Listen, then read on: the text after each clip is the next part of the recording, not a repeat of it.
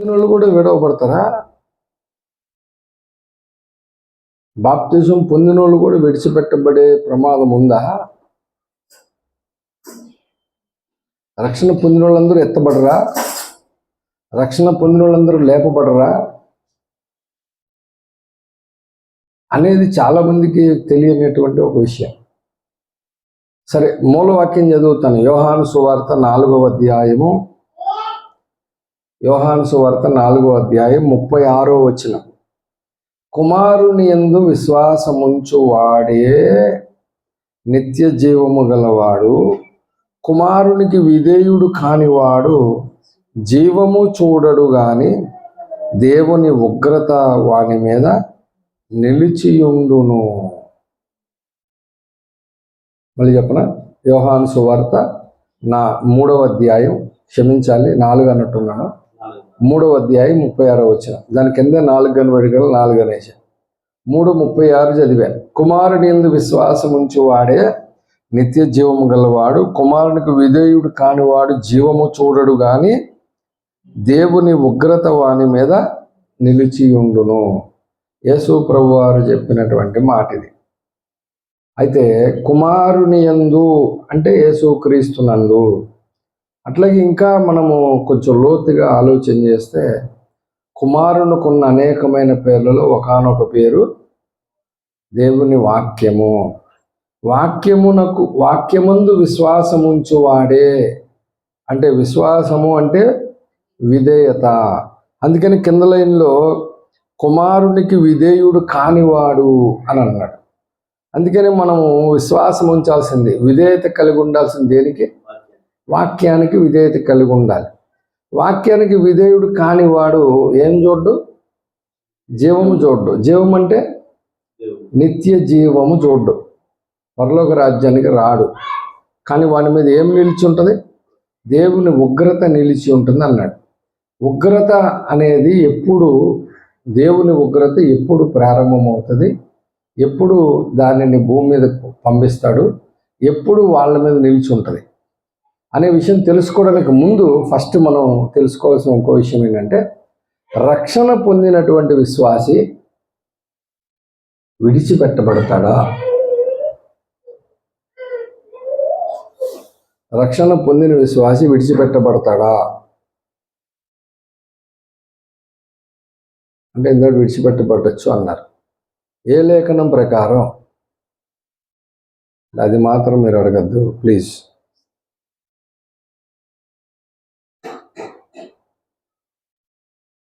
ప్రకటన గ్రంథము 2వ అధ్యాయం. అందుకని చెప్తున్నా, మీరు బాగా బైబిల్ లాగా తయారైపోవాలి. ప్రకటన గ్రంథము 2వ అధ్యాయము 11వ వచనం.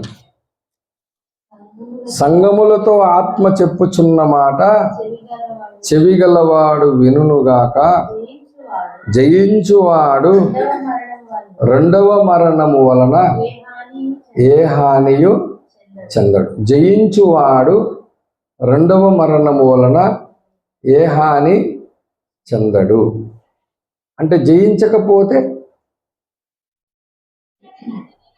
ఆ వాక్యానికి అర్థం రివర్స్ చదువుదాం. జయించువాడు రెండవ మరణం వల్ల ఏ హాని చెందడు. జయించకపోతే రెండవ మరణం వల్ల హాని జరుగుతుంది. ఇందుకే రెండవ మరణం ఏంటి? ఎక్కడ చెప్తా లేఖనం.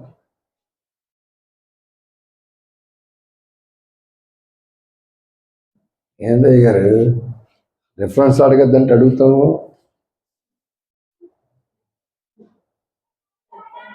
నాకు ఇట్లా క్వశ్చన్ అడిగినప్పుడల్లా నాకు ఒక సంగతి గుర్తొస్తుంది. నా చిన్నప్పుడు ఓ స్కూల్లో ప్రోగ్రామ్ కామెడీ చూసా. దాంట్లో మాస్టర్ పాపం ఎక్కువ అడుగుతాడు, 2 రోజులు ఎంతరా అని. అడిగే ముందు అందరినీ చూస్తాడు, ఎవరిని అడుగుదాం అని. ఆ పక్కన బల్ల మీద ఒకటి పడుకొని ఉంటాడు. ఎవడరాడు బల్ల మీద పడుకొని లేపండి రాడు అని చెప్పి లేపరే చెప్పరా 2 రోజులు ఎంతరా, నేను చెప్పే కదా నేను లెక్కలు చేసి రమ్మని. 2 రోజులు ఎంతరా అంటే వాడు నిద్ర కళ్ళతో లేచి, మా నాన్న నన్నేం అడగద్దని నీకు దొండకాయలు ఇచ్చాడు గంట. ఓ నువ్వేనా నేను ఇచ్చింది? అరే పడుకొని ఉంటాడు, డిస్టర్బ్ చేయబాక.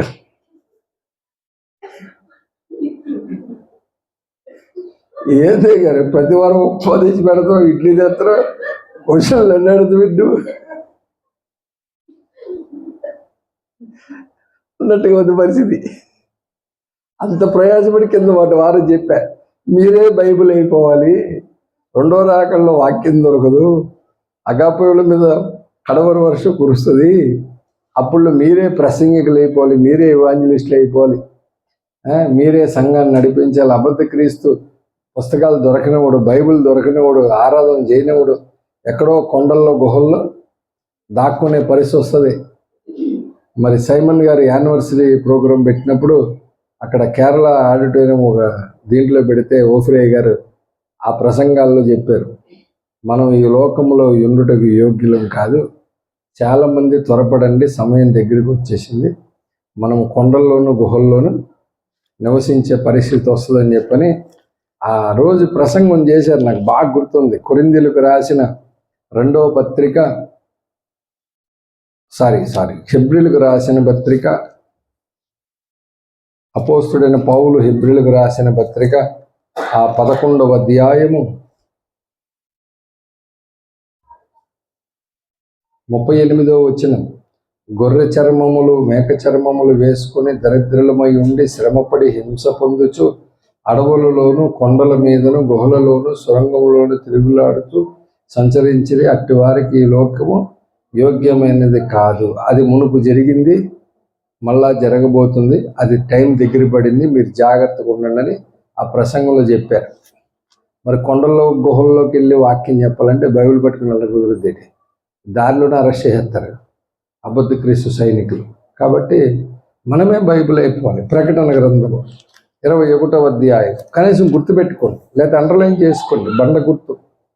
ప్రకటన గ్రంథం 21వ అధ్యాయం 8వ వచనం, పిరికివారును అవిశ్వాసులను అసహ్యులను నరహంతకులను వ్యభిచారులను మాంత్రికులను విగ్రహారాధికులను అబద్ధికులందరూ అగ్నిగంధకములతో మండు గుండములో పాలు పొందుదురు, ఇది రెండవ మరణము అన్నాడా. అప్పుడు ఏం చేయాలి? ప్రకటన గ్రంథం 2వ అధ్యాయం 11వ వచనం దగ్గర, ప్రకటన గ్రంథం 21వ అధ్యాయం 8వ వచనం రాసుకోవాలి, గుర్తుపెట్టుకోవాలి. అట్లా మనకు కనీసం గుర్తున్నా ఉంటుంది. చాలామంది బైబిల్లో ఒక్క పాయింట్ కూడా సుక్క కూడా పెట్టకూడదు, అంత నీట్గా ఉండాలి, జాగ్రత్తగా ఉండాలి. అప్పుడు ఏం చేయాలంటే ఇంట్లో అల్మర్లో పెట్టి రావాలి. మన దగ్గర అట్లాంటి కూడా ఉన్నారు కొంతమంది. అయ్యగారు పుస్తకాలు కొనేసాడు మొత్తం సెట్ అంతా, 10 ఏళ్ళు అయింది. ఎప్పుడైనా ఇంటికి వెళ్తే చూస్తే అల్మర్లో ఉంటాయి, ఒక్క పేజీ కూడా నలగదు, చక్క నీట్గా భద్రంగా ఉంటుంది. పాలు చూసి పాడైపోతాయండి, భద్రంగా దాస్తాడు, చదవడు అసలు. దేవునికి స్తోత్రం, హల్లెలూయా. కాబట్టి జయించకపోతే రెండవ మరణం వల్ల ఏముంది? హాని అయితే ఉంది. కాబట్టి మనము జయించువారముగా ఉండాలి అంటే లోకమును జయించువారముగా ఉండాలి. ఇక లోకం అంటే నేత్రాశ, శరీరాశ, జీవడమ్మం. ఇంకా జయించాల్సిన ఇంకా బోళ్ళు ఉన్నాయి, జయించాల్సినవి బోళ్ళను ఉన్నాయి. ఇప్పుడు కొన్ని కనబడేవి ఉన్నాయి జయించాల్సినవి, కొన్ని కనబడనివి ఉన్నాయి జయించాల్సినవి. కనబడకుండా లోపల ఉంటాయి అవి.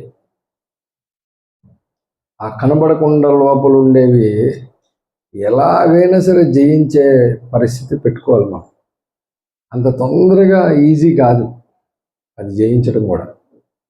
ప్రభునందు ప్రియులారా, అలాంటి వాటిల్లో ఒకటి చాలా భయంకరమైనది అసూయ.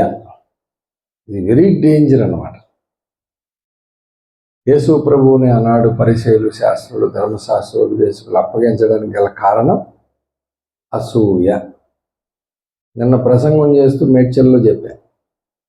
కోరహు, దాతాన్, అభిరాము, ఓనులు గురించి సంఖ్యాకాండం చదివితే వాళ్ళు దేనికి మోషే మీద, అహరోను మీద తిరగబడ్డారు అంటే, లేవీయులైన మేము ఈ చాకరీ అంతా చేస్తున్నాము, మీ అన్న పిల్లల్నేమో యాజకం చేసేసి నీళ్లు ట్యాంకులు వేసుకొని చక్క లోపల తిరుగుతున్నారు వాళ్ళు, వాళ్ళకేమో మేము జబ్బలు వండి పెట్టేవాల్సి వస్తుంది.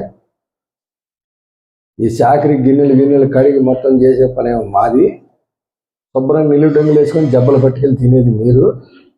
ఇది కుట్ర కాకపోతే ఇంకేంటి, కాబట్టి మాకు కూడా యాజకత్వం కావాలి అని తిరుగుబాటు చేశారు. ఆ యాజకత్వం కావాలి అనే మాట మోషే వాళ్ళని పిలిచి అడిగాడు. రమ్మన్నాడు దేవుని సన్నిధికి, వాళ్ళు రామన్నారు. అయితే అదేనా కారణం, ఇంకేం లేదా అనుకున్నా.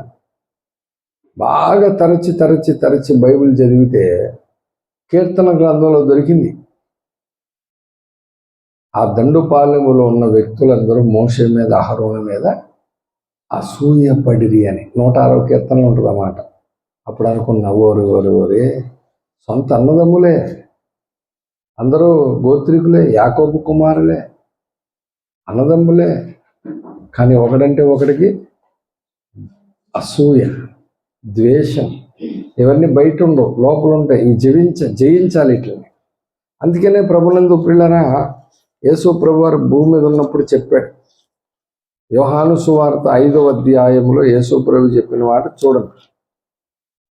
5వ అధ్యాయం 21వ వచనం, 5:21. యోహాను సువార్త 5:21లో చెప్పాడు, తండ్రి మృతులను ఎలాగూ లేపి బ్రతికించెనో అలాగే కుమారుడును తనకిష్టం వచ్చిన వారిని అందరిని బతికించేస్తాడా? ఇష్టులైన వారిని బతికిస్తాడట. ఎవరు ఆయనకి ఇష్టలు? ఆయనకి ఇష్టలు ఎవరు? యేసయ్యకి ఇష్టమైన వాళ్ళు ఎవరు?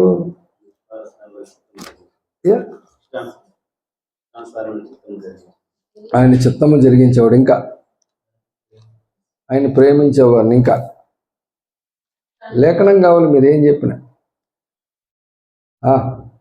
దేవునికి ఇష్టడై ఉండాలంటే విశ్వాసము లేకుండా దేవునికి ఇష్టడై ఉండుట హెబ్రీ పత్రిక 11:6. విశ్వాసము లేకుండా దేవునికి ఇష్టడై ఉండుట అసాధ్యం. అంటే విశ్వాసం అంటే ఏం చెప్పుకున్నాం ఇందకడ? విధేయత లేకుండా దేవునికి ఇష్టడై ఉండుట అసాధ్యం. మరి విధేయత ఎప్పుడు ఉండాలి? విధేయత ఎప్పుడు ఉండాలి? ఒక సండే ఉంటే చాలు సార్, ఆరాధనకు మాత్రం వెళ్ళే విధేయత ఉంటే చాలు అంటే సరిపోద్దా?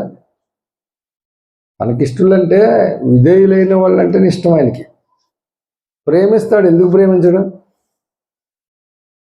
ఇప్పుడు మనం అనుకుంటాం ప్రేమ, యేసును ప్రేమించే వాళ్ళని నేను చెప్పాడు నాతో ప్రేమిస్తాం. ఎందుకు ప్రేమిస్తాం? యవ్వనస్తులకి 16, 17, 18 టైంలో 2016, 17, 18 టైంలో యవ్వనస్తులకి ఇలాంటి విషయాలు భయంకరంగా కూర్చోబెట్టి చెప్పేవాడిని. భార్య భర్తలు ఒకరంటే ఒకరికి భయంకరమైన ప్రేమ ఉంటుంది. ఎందుకు ఉంటుంది? మా ఆయన కష్టపడి నన్ను నా పిల్లల్ని పోషిస్తున్నాడని ప్రేమిస్తాడు. ఈ నెల నుంచి నేను ఏం ధ్యానం ఎలా వండుతో ఉండను, నువ్వే నాకు తెలియదు అన్నాడు అనుకో, ప్రేమిస్తుందా? ప్రేమించదు. సామాన్యంగా ఎవరు అనరు. కొంతమంది బలహీనలు ఉంటారు, భార్య కాకుండా ఇంకా చాలామంది ఇష్టపడుతుంటారు. అప్పుడు భార్య ప్రేమిస్తుందా? ప్రేమించదు. అట్లాగే భార్యను ప్రేమిస్తాడు భర్త. ఎందుకు? అన్నీ వండిపెట్టి మరి నాకు ఎన్నో సేవలు చేస్తుంది, నా పిల్లలకు నాకు సంతోషం కూడా ఇస్తుంది, సంతోషపెడుతుంది, కాబట్టి బాగా ప్రేమిస్తాడు భార్య. ఇప్పుడు ఆ భార్య వాళ్ళు నేను వండను, నువ్వేమన్నా చేసుకో, స్ట్రైక్ చేశాను, నేను సంతోషపెట్టే పని కూడా లేదు, నాకు అంత బాధ్యత నాకు లేదు అని ఈరోజు స్ట్రైక్ చేశానని చెప్పి 40 రోజులు ఉపవాస ప్రార్థన పెట్టుకొని గదిలోకి వెళ్ళి తలిపేసుకున్నాను. ప్రేమించేదం అది అంటావా? అంటే ఒకరి మీద ఒకరికి ప్రేమించే ప్రేమలో స్వార్థం ఉందా లేదా? మనుషులలో ఒకరిని ఒకరు ప్రేమించే ప్రేమలో స్వార్థం ఉంది. కానీ స్వార్థము లేని ప్రేమ ఒక్క యేసు ప్రభువుదే.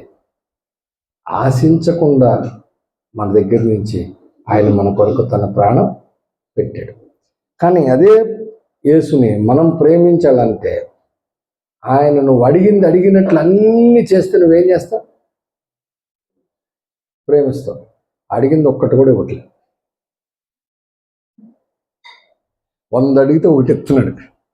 అప్పుడేం చేస్తుంది? నేను చెప్పాను ఒకసారి ఇదే విషయం. నాకు ఈ పాటల పుస్తకంలో నేను గెత్సెమనేలో పాడిన పాటల్లో ఒక పాట ఎంత నెతికినా, నేను సేవకు వచ్చి అంతకు ముందు కూడా అయ్యగారి పాటల కోసం వెతికితే దొరకలేదు నాకు. ఎలాగైనా సరే ఓఫ్రి గారిని నేను ఈ పాట మన బుక్కులో ఎందుకు లేదు అడుగుదామని అనుకున్నాను. కానీ ఆయన దగ్గరికి వెళ్ళినప్పుడు మర్చిపోయింది, గుర్తుండేది కానీ. 2021 సంవత్సరంలో శామ్యూల్ గారు నాన్నగారు చనిపోతే వాళ్ళ అమ్మగారిని ఆదరించడానికి ఓఫ్రి గారిని తీసుకొని నేను వాళ్ళ ఇంటికి వెళ్ళాను. దగ్గర 10 మంది 15 మంది వెళ్ళాను. కూటం జరిగింది. ఆ కూటంలో అయ్యగారు వాక్యం తీసుకున్నాడు. నేను జ్ఞాపకాలు కూడా కనగానే మనం అందరం ఎక్కడెక్కడ వచ్చిన వాళ్ళు ఉంటాయి. యెహోవా భక్తుల మరణం ఆయన దృష్టికి చాలా విలువైనది, ప్రభునందు మృతులు ధన్యులు, ఇట్లాగా ఎన్నో వచనాలు ఉంటాయి. నీతిమంతులు జ్ఞాపకం చేసుకుంటే ఆశీర్వాదం, ఇట్లాగ అన్నీ ఉంటాయి. అవన్నీ నేను ఇందులో ఏదో ఒకటి తీసుకుంటాను అనుకుంటే అయ్యగారు మత్తయి సువార్త 7:7 తీసుకున్నాడు. అడుగుడి మీకు ఇవ్వబడును, వెదకుడి మీకు దొరుకును, తట్టుడి మీకు తీయబడును, వెదుకు ప్రతివానికి దొరుకునని. ఇదేదరా జ్ఞాపకార్థ కొడుకులు ఇలాంటి ఈ వాక్యం ఏం చెప్తాడు, ఎలా ఆదరిస్తాడేమో అనుకున్న మనసులో. కానీ చక్కటి మెసేజ్ ఇచ్చాడు దాంట్లో. అడుగుడి మీకు ఇవ్వబడును అని చెప్పిన మాట ప్రకారం అడిగిందల్లా ఇవ్వడం. నా జీవితంలో నేను అడిగి అడిగి అడిగి విసిగిపోయి ఒకసారి పెద్ద ఆయన వస్తే, పెద్ద ఆయన అంటే యేసయ్య, మళ్ళీ పెద్ద ఆయన అంటే అందరికీ తెలియదు, మన నివాస్కి ఒక్కడికే తెలుసు, ఉన్నాడా లేడు. పెద్ద ఆయన వస్తే అడుగుదామని చెప్పి ఒకసారి పని కట్టుకుని కూర్చొని, ప్రభు ఏంటైనా నువ్వు అడిగి ఇవ్వబడునని చెప్పావు, 100 అడిగితే ఒకటి ఎత్తావు, అది కూడా ఎత్తేస్తావు లేకపోతే లేదు, అలాంటప్పుడు ఈ వచనాలు రాయడం దేనికి అన్నాడు. అంటే యేసు ప్రభు అన్నాడంట, అవునా ఆ వచనం ఎక్కడుందని అడిగాడంట. ఎక్కడుందా? బైబిల్ రాయించడం నీకు తెలియదు, ఎక్కడుందని అడుగుతానండి అని అంటే, చెప్పు, నువ్వు చెప్తావు కదా అని నాకు సంతోషం, నువ్వు చెప్తే వినాలని అన్నాడట. మత్తయి సువార్త 7:7 ఉందన్నాడట. వెంటనే యేసు ప్రభు అక్కడికి నిన్ను ఎవడెళ్ళమన్నాడు అన్నాడట. అక్కడికి నిన్ను ఎవడెళ్ళమన్నాడు? అదేంటి? చదువుకుంటే వెళ్ళాను. చదువుకుంటూ వెళ్ళేటప్పుడు అక్కడికి వెళ్ళి నుంచుంటే ఎట్లా? దానికంటే ముందు 6 అధ్యాయాలు ఉన్నాయి. 6 అధ్యాయాల్లో నేను ఏం చెప్పానో అది చూడాలి కదా అన్నాడట. ఏం చెప్పావు ప్రభు అంటే, చూడు ఒకసారి మత్తయి సువార్త 5వ అధ్యాయం 8వ వచనం చూడు అన్నాడట. ఏంద్రా అని చెప్పి చాలా ఆసక్తిగా అయ్యగారు చూస్తే ఏముంది? హృదయ శుద్ధి గల వారు ధన్యులు, వారు దేవుని. దీనికి దానికి సంబంధం ఏంటంటే యేసయ్య చెప్పాడంట, నన్ను చూసినోడికి అర్థం దేవుడు అడగాలో అన్నాడంట.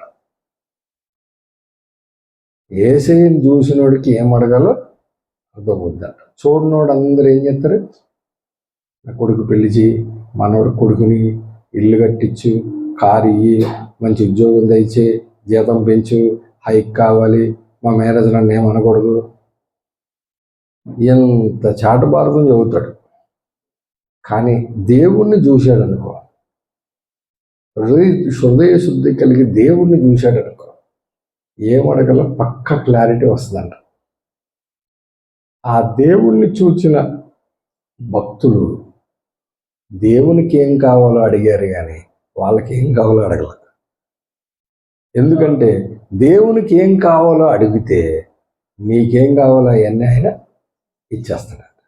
అందుకనే మొదట నా నీతిని నా రాజ్యమును వెదకుడి, అప్పుడు మీకేం కావాలో నాకు తెలుసు కాబట్టి మొత్తం మీకు ఇచ్చేస్తాను. ఆ రాజ్యము నీతి వెతికే పనులు ఎవరైతే ఉంటారో వాళ్ళకి అన్నీ ఆటోమేటిక్గా సమయం వచ్చినప్పుడు సమకూర్చి జరిగించేస్తాడు.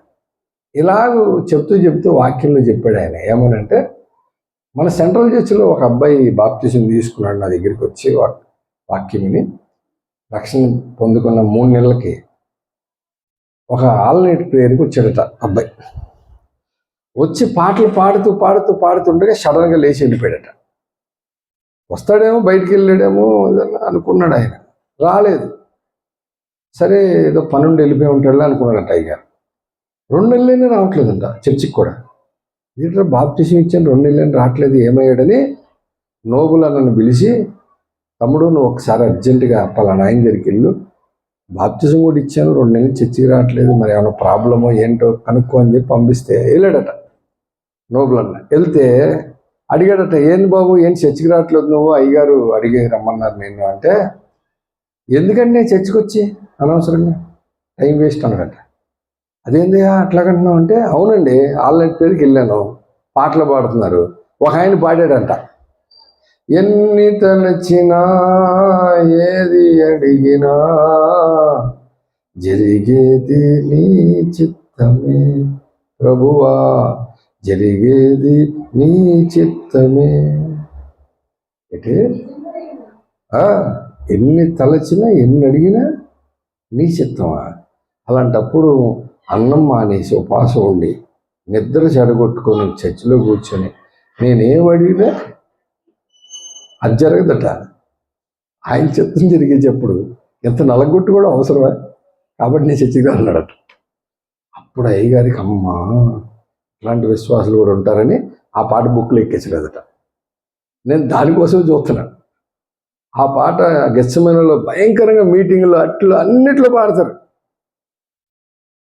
చరణాలు కూడా చాలా బాగుంటాయి. నా ఇంటి దీపం నీవే అని తెలిసి నా హృదయం నీ కొరకు పదిలపరచితి, ఆరిపోయిన నా వెలుగు దీపము, ఆరిపోయిన నా వెలుగు దీపము, వెలిగించుము నీ ప్రేమతో ప్రభువా, వెలిగించుము నీ ప్రేమతో. కొన్నాళ్ళుంటే వెలిగించబడేవాడు, పల్లవికి వెళ్ళిపోయాడు. ఇంకా వెళ్ళిపోయే ప్రమాదం ఉందని పాట తీసాడట. నేను 6వ చెప్పే అయ్యగారికి, ఈ పాట మీరు బుక్లు ఎందుకు పెట్టలేదు మమ్మల్ని అడుగుదామని 10 ఏళ్ళ నుంచి ఎదురు చూస్తున్నా, మీరు కట్టకు బలి చెప్పారు అయ్యారంటే. ఆన్సర్ కొంచెం లేట్ అయినా, హృదయంలో ఉన్నటువంటి క్వశ్చన్కి ఆన్సర్ కొద్దిగా లేట్ అయినా మన దగ్గరికి వస్తుంది. వెయిట్ చేయాలి, కాదే వెయిట్ చేసే ఓపిక ఉండదు అందరికీ.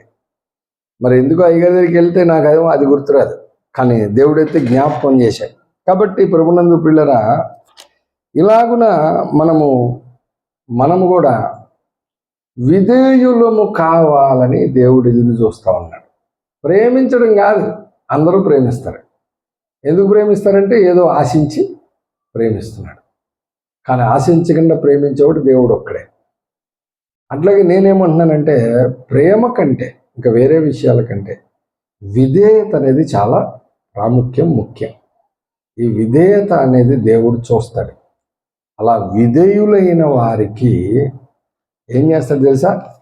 2 వచనాలు చూపించి ముగిచ్చేస్తా. అపోస్తుడైన పౌలు హెబ్రీయులకు రాసిన పత్రిక 5వ అధ్యాయం 10వ వచనం. హెబ్రీయులకు రాసిన పత్రిక 5:10, దేవుని చేత పిలువబడి తనకు విధేయులైన వారందరికీ నిత్య రక్షణకు కారకుడాయెను. ఉందా? విధేయుడైన వాడికి నిత్య రక్షణకు కారకుడాయన. విధేయుడైన వాడు జీవం చూస్తాడు. విధేయుడు కాని వాడు ఖచ్చితంగా ఉగ్రత నిలబడుతుంది. 7 బూరలు ఊదబడిన తర్వాత 7వ బూరకి సంఘం పైకి వెళ్ళిపోయిన తర్వాత ఆ నెక్స్ట్ 7 ఉగ్రత పాత్రలు దేవుడు కుమ్మరిస్తాడు. ఒక్కొక్క ఉగ్ర పాత్ర కుమ్మరించేటప్పుడు భూమి మీద చాలా భయంకరమైనటువంటి తెగుళ్ళు, రోగాలు, ప్రాబ్లమ్స్ భయంకరంగా వస్తాయి. అవి విడవబడిన వారు అనుభవించాలి.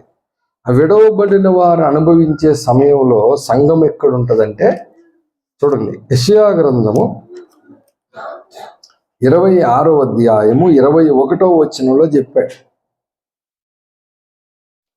యెషయా గ్రంథం 26:21, నువ్వు వెళ్ళి నీ అంతఃపురములో ప్రవేశించుము, నీవు వెళ్ళి నీ తలుపు వేసుకునుము, ఉగ్రత తీరిపో వరకు కొంచెం సేపు దాగి ఉండుము అన్నాడు. అది అంటే ఎక్కడ తీసుకెళ్ళి పెట్టేశాడు? సంఘాన్ని అంతఃపురంలో పెట్టేశాడు, సేఫ్టీ ప్లేస్లో ఉంచాడు. ఉగ్రత తీరిపోయే వరకు కొంచెం సేపు దాక్కో అన్నాడు. కాబట్టి సంఘానికి ఎంత సేఫ్ సైడ్ చూడండి. కాబట్టి నువ్వు విధేయుడు అయి ఉన్నావా? ఎట్టి పరిస్థితుల్లో విడిచిపెట్టబడవు. అంతఃపురంలో దాక్కోబెడతాడు ఉగ్రత సమయంలో. విధేయుడు కాలేదా జీవం చూడవు, కంపల్సరీగా ఉగ్రత నీ మీదైతే నిలిచి ఉంటుంది. గుర్తుపెట్టుకోండి, విధేయులు అవడానికి ఎప్పుడెప్పుడు విధేయత కలిగి ఉండాలంటే సర్వకాలములలో సర్వావస్థలలో దేవునికి సంపూర్ణ విధేయులమే ఉండాలి. దాన్ని ప్రాక్టీస్ చేయాలి. ప్రాక్టీస్ చేయాలంటే విధేయత కావాలంటే ఏం కావాలి? ఏం రావాలి? విధేయత నేర్చుకోవాలంటే ఏం కావాలి? హెబ్రీయులకు రాసిన పత్రిక 5వ అధ్యాయం 8వ వచనంలో చెప్పాడు కదా, ఆయన కుమారుడయుండియు శ్రమల వలన విధేయత నేర్చుకున్నాడు. అంటే మన జీవితంలో దేవుడు శ్రమ అనేది ఎందుకు అనుమతించాడు? నేర్చుకుంటావని. అలా నువ్వు నేర్చుకుంటే, విధేయత ద్వారా నేర్చుకుంటే, శ్రమల ద్వారా నేర్చుకుంటే విధేయతను ఖచ్చితంగా జీవం చూస్తావు. అట్టి భాగ్యం ప్రభు మనకు దయచేయను గాక. ఆమె రండి ప్రార్థన చేసుకుందాం. మహాపరిశుద్ధుడు ప్రేమగల తండ్రి, నీ నామానికి స్తుతులు స్తోత్ర.